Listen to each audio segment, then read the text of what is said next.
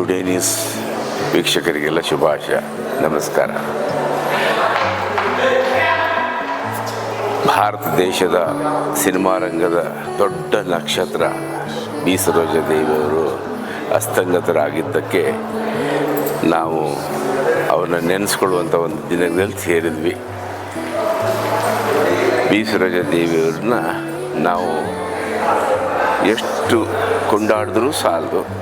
Cinema ಕ್ಷೇತ್ರವಾಗಲಿ, ಒಬ್ಬ ಹೆಣ್ಣು ಮಗಳು ಕಷ್ಟದಲ್ಲಿ ಮಾನವೀಯತೆಯಾಗಲಿ ಮೆರೆದಂತಹ ದೊಡ್ಡ ಸಾಧಕಿಯವರು. ದಕ್ಷಿಣ ಭಾರತದಲ್ಲಿ ಅವರಷ್ಟು ಕೆಲಸ ಮಾಡಿದಂಥ ಸಿನಿಮಾ ಮಹಿಳೆ ಮತ್ತೊಬ್ಬರಿಲ್ಲ.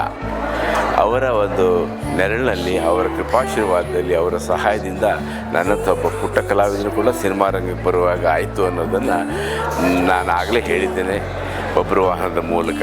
ನಿಮಗೆಲ್ಲರಿಗೂ ಮತ್ತೊಮ್ಮೆ ಶುಭಕಾಮನೆಗಳು. ಧನ್ಯವಾದ.